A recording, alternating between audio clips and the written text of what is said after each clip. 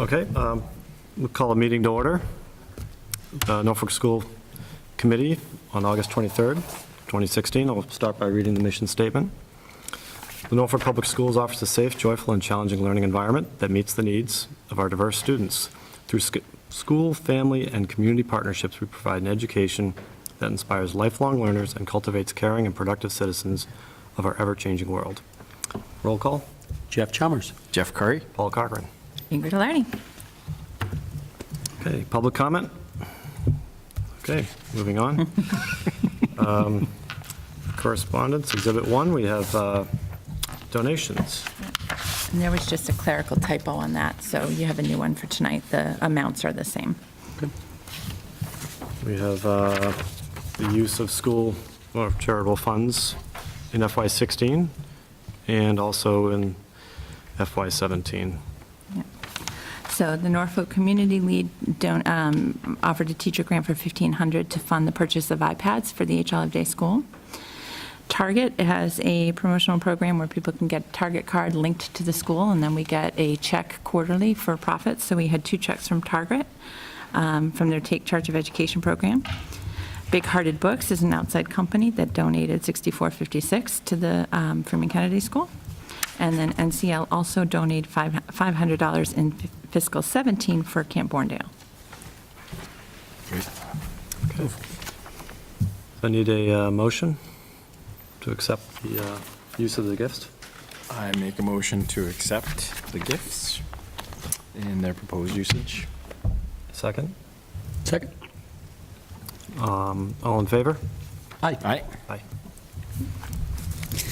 You also just have a copy in your folder of a thank you letter we received from Jackie DuBois. She came to talk to the school committee about running a food drive, which you approved, and that was just a thank you note. So Great. I'll just pass that along. Thanks again to Jackie for coming and presenting. That was a nice presentation.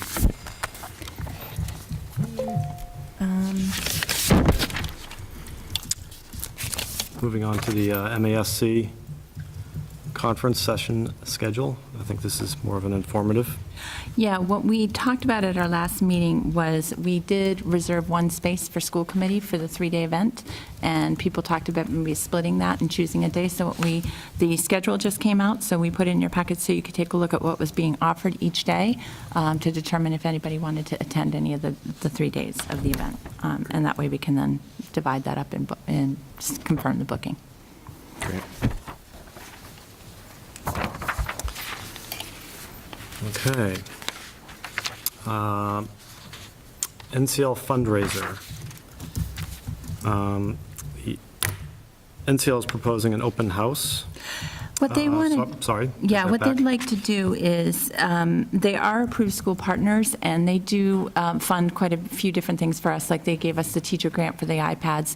What they'd like to do is, at our school open houses in the fall, we have an open house scheduled for HOD for 1 night, and then there's 2 open house nights at the Freeman-Kennedy. They've always had a table to distribute literature, and they'd like to actually sell the tickets for their Duck Derby fundraiser at our school open houses. So they're seeking approval for them from the committee, because by policy, any fundraisers run at or through the schools are subject to the committee's I can't approval. remember, did we previously allow it? Last year, we didn't, because we didn't have a meeting scheduled to vote on it before they put the request in. So they put the request in after we'd met in August. Okay. So what we had them do was that we allowed them to give out literature like they always do about the duck race, but they weren't allowed to sell the ducks because we didn't have a meeting scheduled to put it to vote. Okay. But they have always had a table at both buildings. Beautiful. Okay. That makes sense. Do we have a motion? I make a motion to allow for the sale of the Duck Derby tickets at open house. And a second? Second. All Discussion. any discussion? No discussion? Okay. All in favor? Aye. Aye. Okay. I don't know how Thomas does this. It's hard when you're trying to. Well, we're going to have to talk to Thomas. That's a little plug for him. Yes, he might have to step aside. Yeah. No, I don't think so. Competition. All right, I have a few different things to bring forward tonight. The first item in your packet is a proposal for a change in salary scale for substitute teacher rates. The recommended change would be for January 1st. The minimum wage law changed, and as of January 1st, the minimum wage goes up to $11 per hour. So our teacher, instructional assistants, paraprofessional would not meet the requirement as of January 1 because it's a 6-hour day. So we are proposing to make an adjustment to that to meet the demands of the minimum wage requirement, and then when we adjust that one salary that would be non-compliant, we really have to look at the other sub-rates. And so we did gather information from other local districts, and we tried to make them fairly competitive because we do compete with Rentham and Plainville and other local areas to solicit subs. So we're recommending keeping the current rates for the fall, and then as of January 1, when the wage changes go into effect, we are recommending revising the scale as indicated on the Exhibit 5.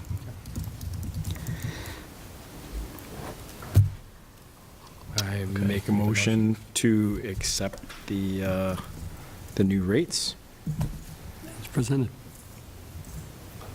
Yes. Yep. Any discussion? Nope. I have a couple questions. Yep. One is, what's the estimated FY17 impact from January through June? Well, we Given had, trends. yeah, we have a couple of things that we're putting in place with the subs next year. We did have, from budget to actual, we had some savings in that line last year. We didn't expend the full line, so we felt we had enough flexibility to absorb that. We didn't increase that line this year, but we knew, based on what we trended last year, that we would probably be able to absorb that minimum increase. The other thing, we are trying to streamline some of our substitute usage. So what we're trying to coordinate, having special ed team meetings all on a single day so that we have a sub floating from classrooms and planning those out in advance so that we can limit what we need. And we're also trying to move some of the PD that we did during the school hours to different times so that we don't have to have as many subs for release. So we're trying to manage it a little bit differently. Plus, we had a little bit of flexibility in the line last year. Okay. Any other discussion? Okay. Nope. All in favor? Aye. Aye. Second item is a technical item that by policy, the school committee approves the family handbook annually. The handbook we update every year with new contact information. There's generally not a lot of dramatic changes to the handbook. Some of the things that were changed this year, besides contact information, we did revise a couple of policies last year, so the revised, updated policies are now included in the handbook. There is one policy in here that we need to discuss tonight, which is the physical restraint policy. It's only gone through a couple of readings. We want to get the policy approved so we have the most current in the handbook before it goes out. But other than those changes, there are no substantial changes to this year's handbook. Okay. Do we have a motion to accept the family handbook? Well, you've been consistent. Let's just keep it up. Let's You're switch doing it a good job. I'll second this time. Come on. Motion to accept the NPS handbook as presented. I'll second that motion. Any discussion? All in favor? Aye. Aye. Opening of school update. I just wanted to give the committee an update on the status and where we are and getting ready for opening with students next week. It has been definitely a very, very busy summer at both schools. We've had a lot of facilities issues and projects going on, as you've probably seen. At the HLO Day, we did have the field that's adjacent to the new playground reseeded. It was a new field put in last year, and obviously with a new field, it doesn't all take. And we had very dry weather, so we did have it reseeded. We plan to overseed again in the fall, but that project's underway. The oil tank replacement has begun. There is a slight issue that we anticipated would be problematic is the production of the new oil tanks are significantly backlogged, and we knew that going in. It's about 14 weeks from the time the contract's awarded to the tank being able to be available for delivery. So we've made some changes to that project. What we decided to do was to have the current tank removed and put in a temporary temporary tank so that they could excavate before the ground froze. We could get the field testing done if we had to do any other cleanup work. That happened today. The tank is now out. The temporary tank is installed. The new oil tank has been ordered, but they're doing all of the piping and everything now so that when the new tank's in, they can just install it and be ready to go. Great. Also at the H Olive Day, probably if you've driven by, we're underway with our paving project. The Department of Public Works has taken out the pavers at the front entrance, cobblestone.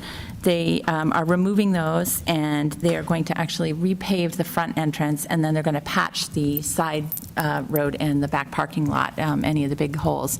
They're putting in an additional 12 parking spaces to the left of that front entranceway, and they're doing all of that this summer. They're not going to replace the cobblestones at this point because the intent is that we're going to be looking for a capital project to repave the entire parking lot and the driveway within the next few years. So they're doing a temporary paving where the new parking is going to be, and then when they do the new full project, they'll put the cobblestones back in, and they're going to redesign the entranceway a little bit. So that's underway. We had an unexpected issue with our annual fire alarm inspection. We have a new company that Matt has hired to do the inspections, and when they were doing the inspections, they found that we had a handful of sprinkler heads that had been recalled. So we had to have all of those replaced before the building was certified for opening. That was done and completed. The building cleaning is complete. It looks fantastic. We have new equipment that the committee approved and purchased. So we had new equipment for stripping all the floors, for waxing. They look fantastic. And we also have a swing gate that's going to be installed that will close so when you're looking at the H Olive Day, between the playground and the building, there's a drive, and we have sometimes when we have kids out at recess, they're crossing through that drive. So we have a permanent swing gate that's going to be installed so we can close that off during recess periods so that people coming in the wrong way, we don't have to worry about that traffic. great. Yeah. Good. And that will all be done before school opens next week. So we're in good shape. All the classrooms are clean, teachers are in, getting set up. So we're in good shape there. At the Freeman-Kennedy, we had summer programs running all summer with with our students and with the Department of Recreation, offered a lot of different courses here. Those programs ran right through till mid-August, highly attended. We had students in and out all summer. But the building has been cleaned. All the floors have been stripped. It looks great. This week, actually yesterday and today, they, with the new equipment we purchased, our custodial staff has stripped and refinished the gym floor at the Freeman-Kennedy. They've got 2 coats of poly on it. They're putting the last one on tomorrow morning, and then it'll have the rest of the week to cure. Looks brand new. It really looks fantastic. So. Peek in there. Yeah, peek in there on your way out. It really looks good. And then we have some fence repair to the playground fencing that's underway. So, but we are in good shape to open. As far as staffing, all of our classroom positions have been filled, and we've hired great people to join our team. We did have one late summer resignation about a week ago. Our school psychologist from the Freeman-Kennedy has resigned. Has taken a position. She and her spouse have relocated to the Cape, and so she had a great opportunity and an offer there. So we certainly miss her and appreciate her many years of service to Norfolk. We've been advertising for that position, and we have interviews scheduled tomorrow, so we hope to have that filled in the near future. We did have a new staff orientation held today. For all of our staff members, and we actually ran many other professional development workshops this summer in partnership with Rentham and Plainville. So it's been very busy, but I think we're in good shape and ready to open. We have opening day scheduled for staff on Monday, and it will be at the H Olive Day School beginning at 8:30. So all committee members are certainly welcome to attend if you want to be part of that. And other than that, we are ready for our kids to come back on Tuesday. Great. And I'm sure you're all ready to send them Tuesday, so that works out. In your packet also, I just included, or Roxanne put together for you, a list of the new staff that we've hired. So we have a new ELL teacher, Colleen Brightman, joining us, new kindergarten teacher, Sonia Cataldo. We have a speech and language pathologist for the Freeman-Kennedy, and that's Amanda Samperi. And new special education teacher at the Freeman-Kennedy, Matthew Velke. And Joni Zulo, who was our building sub last year at the Freeman-Kennedy, is taking a third grade classroom position. And then Shannon McDonnell has been hired as the permanent building substitute for the Freeman-Kennedy to replace Joni, but she's actually starting the year covering a maternity leave in third grade. They were all here today for the new teacher orientation, had a chance to meet with their mentors, go through curriculum, so they're all excited and getting ready to start. We did have a few shifts. We have a fourth grade teacher, Tracy Trombert, who will be teaching grade 3 this year. Deirdre Ferrara will be moving from grade 2 to first grade. Joni Zulo, as I explained, is going to be taking a third grade classroom position. And then Shannon McDonnell was with us as a part-time sub. She'll be our permanent building sub. We have a new instructional assistant that we hired, Carrie Sparks. And then we have a few retirements and resignations, which we celebrated last year. But Paula Oliveri, our kindergarten teacher, has retired. Bonnie O'Connell, music and technology. Ginny Milano recently resigned. Dee Dee Fafford, who was a paraprofessional here, retired last year. And then we had a paraprofessional staff member, Stephanie Burns, resigned and took a new position closer to home in Concord. So that's our staffing update. Any questions on that? Okay. The next is a budget update, and this will require a vote. Typically in August, we true up all the budget numbers. So when we are developing the budget, we develop salary placeholders for the new positions that we anticipate hiring. We usually budget masters 5, but as we do the hiring, Todd puts in the actual salary figures and we make budget adjustments accordingly. So there are a few things that have changed. I brought in case, because I figure you probably don't remember what the original one looked like off the top of your head, but I brought that for you to compare if anybody wants it, and then I'll just walk through what the changes are on the summary page. Thank you. All right. Wow.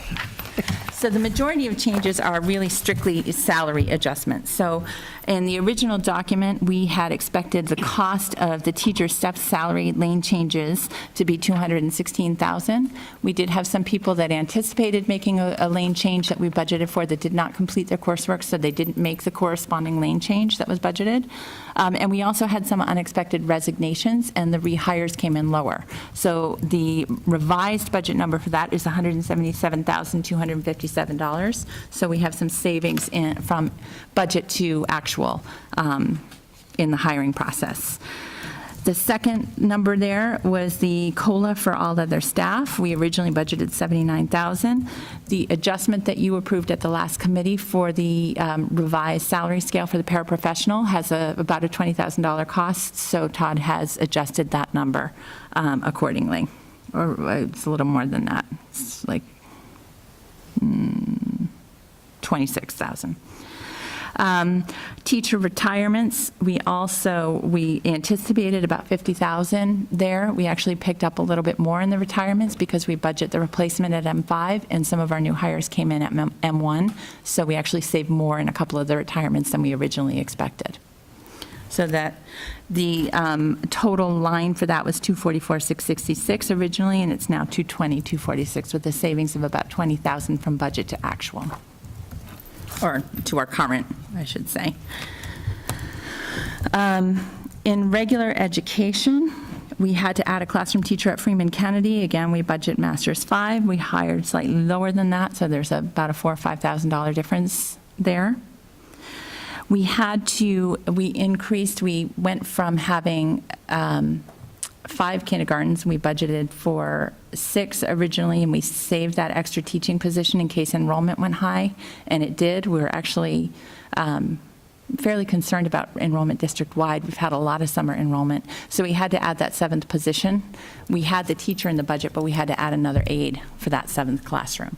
So you see there's an additional kindergarten aide in there. That's the $20,000 cost. The ELL teacher, again, that was we hired slightly lower than we anticipated on the salary scale, so there's a little savings there. Most of those rest remain the same. Slight increase on the music, again, because we hired lower than budget. Under special education, at our June meeting, we also discussed the that we will be tuitioning a student in from Plainville who has some significant needs to our language-based program, and that we were increasing that recommended .5 teaching position to a full-time position. So you see the salary change for that. You will also see there's a .2 addition for a speech position here at Freeman-Kennedy. We had to increase that. We've been advertising for about 4 months for the .8 speech. We were not able to fill it at .8. We did find a candidate. We offered the candidate the position. .8 declined.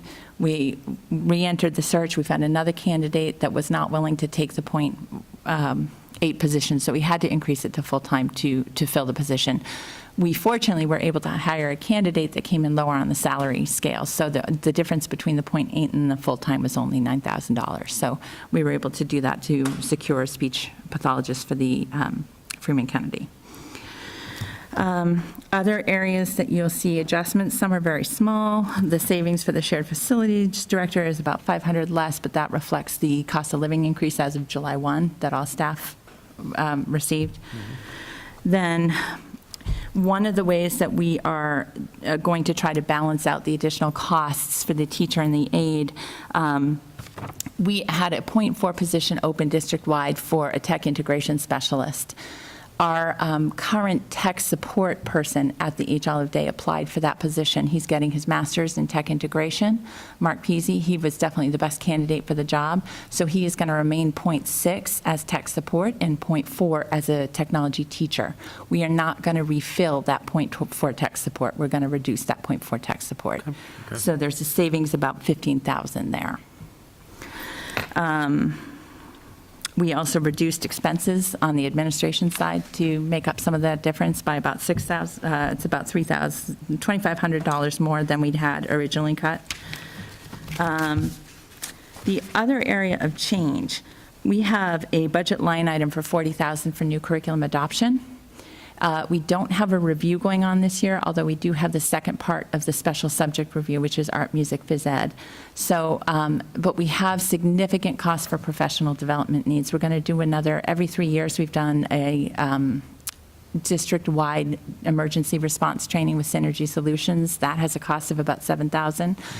And we have the new ELA implementation, and we want to bring some consultants in to really make sure that that continues to go strong. So I would like to move $10,000 from curriculum adoption into the PD line so that we're not overextended in that line. The total PD line is only $14,000 for the district. So by the, what we spent out already for summer courses in the emergency response training would absorb all of that. We reduced the heating fuel line a little bit further. It was down $10,000, and we're now recommending it. We reduced it by $15,000. Both Todd and Matt are very comfortable with that. We had to pre-buy some of our oil with this oil tank replacement, so we're pretty good for that. And then we had to add a little bit to the facilities maintenance. It was previously up by $7,500, and now it's about $12,000. But again, we just had that sprinkler head and some unexpected things that we had to address immediately to open. So the net balance of the budget is exactly the same, and nothing else has changed except for the truing up of the salaries and the recommended shift with the curriculum adoption money to the PD account. So we are requesting that the committee approve the revised budget so that we can get started with spending it. Okay, can I have a motion to accept? I make a motion to accept the revised budget. Second? Any discussion, questions? Okay, all in favor? Aye. Aye. Thank you. The last thing in your packet is a draft of the warrant signing schedule, just for planning purposes. And Barbara put that together so that you'd know when warrants would be available for signature and whether they were school committee warrants or signing in the office. So there's a draft schedule for that. Great, thank you. Okay. And that's all I have. Okay, committee reports. KP? King Philip, not much to say. It's just summer sessions. Tomorrow night, we're going to do walkthroughs at the schools. That's about it. Did they fill the business manager? They did. They did. Okay, great. Policy? We have the physical restraint policy. We need to vote, I guess, on waiving the third reading. Yeah. As well as accepting the policy. I don't know if those are separate votes or not. Probably.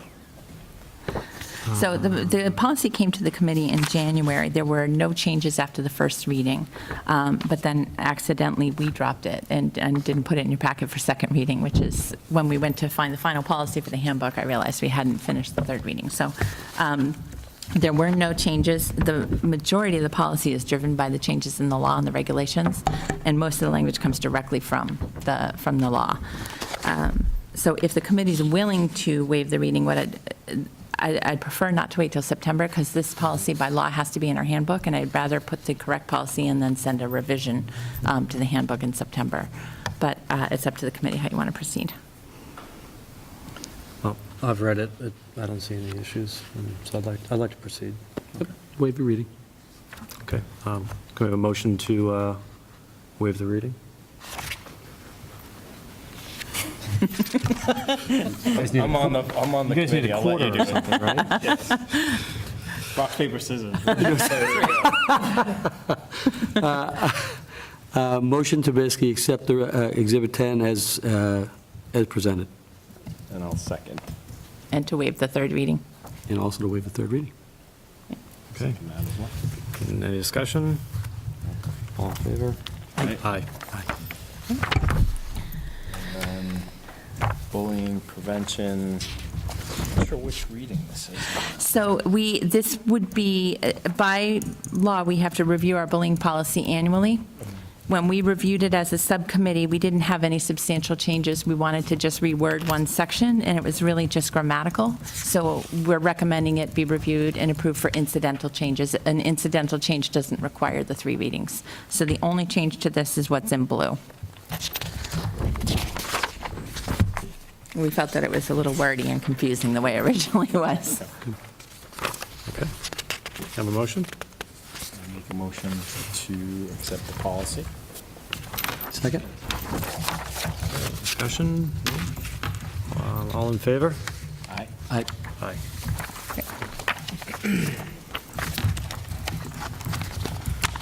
Okay, technology.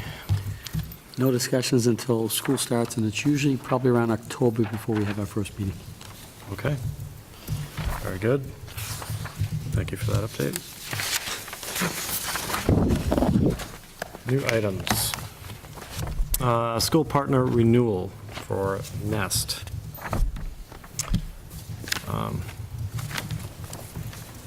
Just to quickly state what NEST is.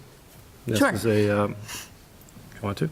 Sure. They are a nonprofit organization, and they primarily, their function is to raise funds to support teacher grants for extracurricular innovation projects in the schools. That's their sole purpose and their sole mission.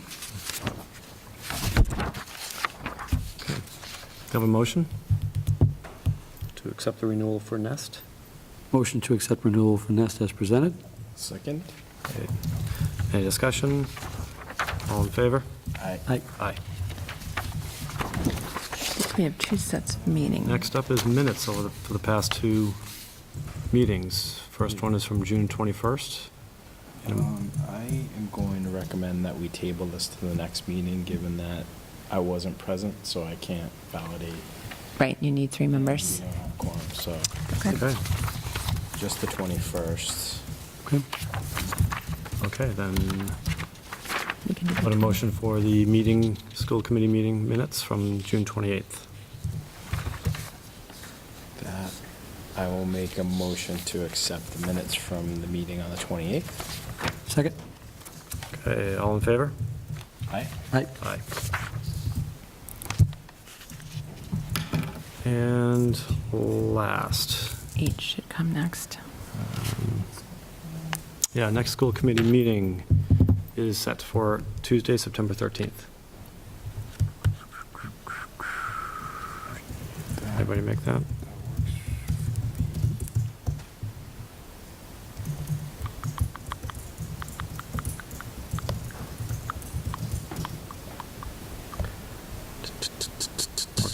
Buffalo?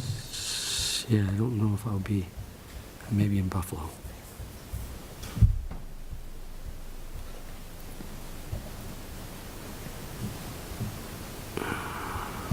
Which part? So we have to move to go into executive session before you adjourn. Yep, Okay. all good. Okay, great.